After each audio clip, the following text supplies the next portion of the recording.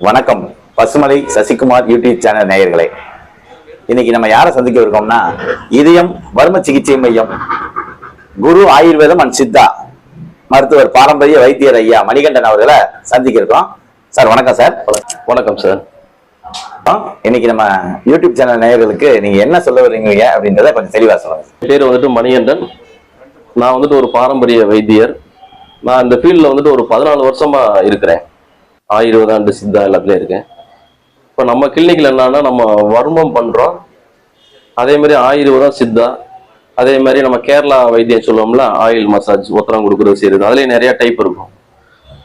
கிளின்னு சொல்லுவாங்க, பொடி கிளி, இலக்கிளி, அதே மாதிரி கடி வஸ்தின்னு சொல்லுவாங்க, உளுந்தமா வச்சு பண்றது. பிச்சுன்னு சொல்லுவாங்க, காட்டன்ல வந்துட்டு என்னன்னா ஆயில் ஹீட் பண்ணி ஊற்றிட்டு அதை நம்ம பாடியில வந்துட்டு இளம் சூடுல வந்துட்டு வைக்கிற மாதிரி இருக்கும்.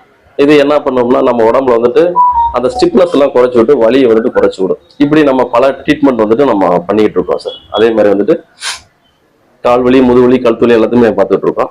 இப்போ நான் கால் வலிக்கே நான் சொல்றேன் சார். இப்போ கால் வலிக்கே பார்த்தீங்கன்னா, நிறைய பேர் வந்துட்டு சுகர் உள்ள பேஷண்ட்லாம் இருப்பாங்க.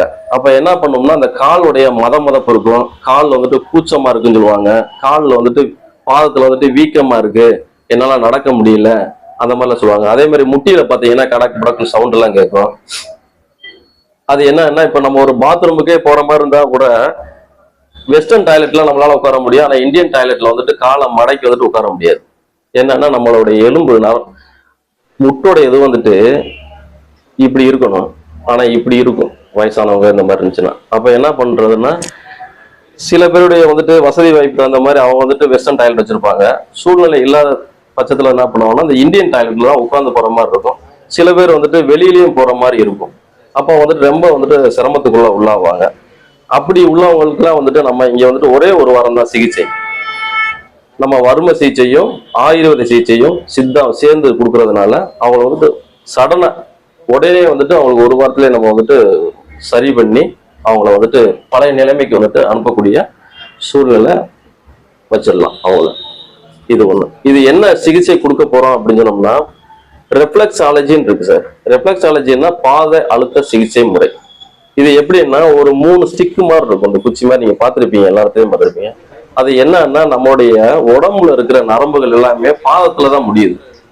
அந்த பாதத்துல வந்துட்டு நம்ம ராஜ உறுப்புகள் ஃபுல்லா வந்துட்டு அதுலதான் அடங்கியிருக்கு.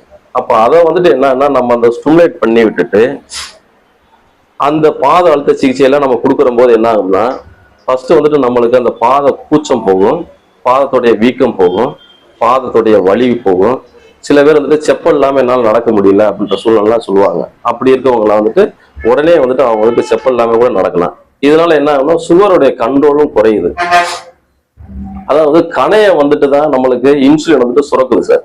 அந்த கணையத்தை வந்துட்டு நம்ம பலப்படுத்திக்கிட்டோம்னு வச்சுக்கோங்களேன், ஆட்டோமேட்டிக்கா வந்துட்டு இன்சுலின் வந்துட்டு சுரக்க ஆரம்பிக்கும். இது வந்துட்டு என்னன்னா, நம்ம சுகர் பேஷண்ட்டுக்கு வந்துட்டு அவங்க ஆல்ரெடி வந்துட்டு அலோபதிக் மெடிசன் எடுப்பாங்க, ஆயுர்வேத சித்தா எல்லா மெடிசனுமே எடுக்க ஆரம்பிப்பாங்க, இன்சுலின் போடுறவங்களும் இருப்பாங்க. அப்படி இருக்கிறவங்களுக்கு வந்துட்டு இது வலி இல்லாமே வந்துட்டு நம்ம சரி பண்ணக்கூடியது. அப்ப வந்துட்டு என்னன்னா, ஒரு வாரம் வந்துட்டு அவங்களுக்கு வந்துட்டு அந்த பெயின்ல வந்துட்டு ரெடியூஸ் ஆவாங்க, குறையும். பெயின்ல வந்துட்டு கால் கூச்சம் 8 கூட வைக்க முடியாது கூட சொல்லுவாங்க. அப்படி இதெல்லாம் குறையும். இந்த மாதிரி நம்ம அடிக்கடி எடுத்துக்கிட்டு இருக்கிறதுனால வந்துட்டு இயற்கையான முறையிலே வந்துட்டு நம்ம வந்துட்டு பேசணும்னு சொல்லக்கூடாது. இது வந்துட்டு நம்ம உடம்புல வந்துட்டு வர்ற ஒரு வியாதி தான் ஒழியா, இது வந்துட்டு நம்ம ஒரு பெருசா நிலவரம் நினைச்சுக்கிறோம். நம்மளுக்கு வந்துட்டு ஒரு வியாதி வந்துருச்சு, சக்கரை நோய் வந்துருச்சு, அது வந்துருச்சுன்னு சொல்லிட்டு இதெல்லாம் வியாதியே கிடையாது. எல்லா விதத்துக்குமே மனுஷனாலே வாதம், பித்த, கபம்னு ஒண்ணு சுரக்கத்தான் செய்யும். அது வந்துட்டு அதிகமா வந்துட்டு சுரக்கிறதுனாலதான் நம்மளுக்கு இந்த மாதிரி பிரச்சனைகள் எல்லாம் போய்கிட்டு இருக்கு. இதெல்லாம் வந்துட்டு ஈஸியா வந்துட்டு நம்ம இயற்கையான முறையிலேயே சரி பண்ணலாம். அதே மாதிரி உணவு முறைகள்ல வந்துட்டு எல்லாமே நல்லா சாப்பிடுங்க. சுகர் பேஷண்ட் வந்து இதை சாப்பிட்டா நம்மளுக்கு சுகர் கூடுது அப்படின்னு நினைச்சா அதை கண்ட்ரோல் பண்ணிக்கோங்க, அவ்வளவுதான். இதை வந்துட்டு மைண்ட்ல போட்டுக்கிட்டு எனக்கு சுகர் வந்துட்டு நினைச்சுக்கிட்டே இருந்தோம்னா இதே நம்மளுக்கு பாதி வியாதி வந்துட்டு உண்டாக்கிறோம். நம்மளுக்கு ஒண்ணுமே இல்லை, நம்ம உடல்ல வந்துட்டு நம்ம நல்லா தான் இருக்கிறோம், ஆரோக்கியமா இருக்கிறோம் மட்டும் மைண்ட்ல நீங்க செட் பண்ணிட்டு நீங்க உணவு முறைகளை வந்துட்டு நம்ம வந்துட்டு இயற்கையான அரிசி வகைகள், இந்த மாதிரி எல்லாம் வந்துட்டு கீரை வகைகள் எடுத்துக்கோங்க, கவுனி அரிசி எடுத்துக்கோங்க, இந்த வந்துட்டு நம்ம இந்த சாம அரிசி இந்த மாதிரிலாம் சொல்லுவோம்ல, அந்த மாதிரிலாம் எடுத்துக்கோங்க. ஃப்ரூட்ஸ் வந்துட்டு எது சாப்பிட்டா நம்மளுக்கு சேரும் சேரான்னு சொல்லிட்டு நம்ம டாக்டர்ஸ் எல்லாம் சொல்லியிருப்பாங்க. அதுக்கு தகுந்த மாதிரி நம்ம ஃபாலோ பண்ணாலே போதுமானது. சார் இப்ப உங்ககிட்ட ஒரு கேள்வி கேட்கணும் சார். சொல்லுங்க. அதாவது வயசானாலே நீங்க சொன்ன மாதிரி இந்த முட்டி ப்ராப்ளம், கை கால் முட்டி எல்லாம் வலிக்குது, அவங்களால நடக்க முடியல, உட்கார முடியல, இந்த கம்ப்ளைண்ட் இருக்கு. பொதுவா இப்ப என்ன சொல்றாங்கன்னா எலும்பு மஜ்ஜைகள் கம்மியாயிருது, அது எப்படி சரி பண்றது அப்படின்னு சொல்லி பயத்துல இருக்காங்க மக்கள். அந்த எலும்பு மஜ்ஜைகள் கம்மியானா அதை இன்க்ரீஸ் பண்றதுக்கு வாய்ப்பு இருக்கா, இல்ல இருக்கக்கூடிய எலும்பு மஜ்ஜைகளே செயல்பட வைக்கிறதுக்கு ஏதாவது சந்தர்ப்பங்கள் இருக்கான்னு சொல்லி மக்களுக்கு கொஞ்சம் தெளிவா புரியுற மாதிரி சொல்லுங்க. Okay sir. சார், எலும்பு மஜ்ஜைகள்ன்றது நம்மளுடைய அனைவருக்குமே இருக்கக்கூடிய ஒண்ணுதான். முட்டிக்கு அடியில இருக்கும். அப்ப என்ன ஆகும்னா நம்ம நடக்க நடக்க தேய்மானம் ஆகத்தான் செய்யும். அதுக்காக நம்ம யாருமே நடக்காம செய்யாமலாம் இருக்கவும் முடியாது. மனிதனாலே நம்ம ஒரு இடத்துக்கு கடைக்கு போவோம், ஒரு வேலைக்கு போவோம், ஒரு ரெஸ்ட் ரூம் போவோம், ஒரு நல்லது கிட்டத்துக்கு போவோம், எல்லாம் போய் தான் ஆக வேண்டிய சூழ்நிலை இருக்கு. அப்படின்ற மாதிரி வீட்டுக்குள்ளேயே நம்ம முடங்கிட்டு இருக்க முடியாது. இதுக்கு தீர்வு என்னன்னா, நம்ம இயற்கையான முறையிலேயே வைத்தியம் எடுத்துக்கலாம். நம்ம வறுமை சிகிச்சை மூலியமா வறுமை சிகிச்சையில நம்ம ஒரு வாரத்திலேயே நம்ம கியூர் பண்ணி விட்டுருவோம். கியூர் பண்ணிட்டு என்னன்னா ஆயில் வச்சு பண்றது. இப்ப என்னன்னா சார், நம்ம முட்டி நம்ம உடம்புல ஃபுல்லா வேர்வை நாளங்கள் இருக்கும். அப்போ நம்ம என்னன்னா ஆயில் எல்லாம் ஹீட் பண்ணி வைக்கிறதுனால அந்த ஆயில் எல்லாம் உள்ள இறங்கும். அப்போ இந்த எலும்பு மஜ்ஜைகளுக்கு அந்த லூப்ரிகேஷன் கொடுக்க ஆரம்பிச்சிடும். இப்ப எப்படின்னா, உதாரணத்துக்கு நம்ம ஒரு சைக்கிள் இருக்கு. இப்ப சைக்கிளுக்கு நம்ம அந்த சைக்கிளோட செயினுக்கு எண்ணெய் ஊத்தாமையே நம்ம சைக்கிள் ஓட்டிட்டு இருந்தோம்னா கீச்சு பூச்சி சவுண்டு வைக்கும். நம்ம எல்லா பேருமே பார்த்திருப்போம். இதே இது நம்ம ஒரு ஆயில் விட்டோம்னு வச்சுக்கோங்களேன், தேங்காய் எண்ணெய் தான் விடுவோம். நம்ம தேங்காய் எண்ணெய் விட்டு ஓட்டுற போது என்னன்னா அந்த சவுண்ட் குறையாது. இதைதான் சார் நம்ம ஃபாலோ பண்ண போறோம். பேஷண்ட் இதை என்ன பண்ண போறோம்னா, வெளிப்புறம் மசாஜ் மாதிரி பண்ணிட்டு அந்த வருமம் காலில் லைட்டா ப்ரெஸ் பண்ணி விட்டுட்டு அந்த நம்ம கேரளா முறைப்படி ஆயுர்வேத மசாஜ் ஒத்தரம் அதெல்லாம் கிளி வச்சு ஒத்தரம்லாம் கொடுக்குற போது என்னன்னா ஆட்டோமேட்டிக்கா குறைய ஆரம்பிச்சிருது. நேயர்களே, இப்போ ஐயா கிட்ட நிறைய பேர் சிகிச்சை எடுத்துக்கிறாங்க. இப்ப ஐயா கிட்ட சிகிச்சை எடுத்து பலன் பெற்ற ஒருத்தர் வந்திருக்காரு. அவரே சொன்னாருன்னா நேயர்களுக்கு கொஞ்சம் விளக்கமா தெரியும். அதனால ஐயா இப்ப உங்களுக்கு அவருடைய சிகிச்சை எப்படி இருக்குன்னு சொல்லுவாரு. ஐயா வணக்கம். வணக்கம்.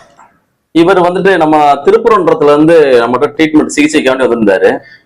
இவர் என்னன்னா நடக்க மாட்டாம குனிஞ்சுக்கிட்டே வந்திருந்தாரு. அப்பதான் நம்முடைய சிகிச்சையை பத்திட்டு வெளியில கேட்டிருப்பாரு போல இருக்குது. கேட்டுட்டு இந்த மாதிரி இங்க திருநகர்ல வச்சிருக்காங்க இதய வறுமை சிகிச்சை மையம், அங்க போய் எடுத்தீங்கன்னா கொஞ்சம் நல்லா கேட்கும் அப்படி சொன்னதுனால ஐயா நம்மகிட்ட எடுத்தாங்க. அவருக்கு ஒரு இப்ப கிட்டத்தட்ட ஒரு 15 நாளா நம்ம சிகிச்சை கொடுத்துக்கிட்டு இருக்கோம். இப்பயே இந்த 15 நாள்லயே என்னன்னா குனிஞ்சுக்கிட்டே நடந்தவர் இப்ப நிமிர்ந்து நடக்க முடியுது. இப்ப இது என்னன்னா ஐயாவே சொன்னாருன்னா கொஞ்சம் நல்லா இருக்கும்னு நான் நினைக்கிறேன். ஐயா நீங்க சொல்லுங்க. நீங்க ட்ரீட்மெண்ட் எடுத்தீங்கல்ல, அது உங்களுக்கு எப்படி இருந்துச்சு அதான் சொல்லுங்க. 5 நாள்ல நல்லா இருக்கு. அது குனிஞ்சு வந்தேன், இப்ப நிமிர்ந்து நல்லா நடக்கிறேன். அவ்வளவு நல்லா இருக்கு, பரவாயில்ல. மற்றவங்க ட்ரீட்மெண்ட் எடுத்துக்கலாமா? எடுத்துக்கலாம். 6 எடுத்துக்கிறேன். நல்லா இருக்கு, பாக்குறேன், நல்லா பாக்குறாரு, நல்லா இருக்கு. சரிங்க.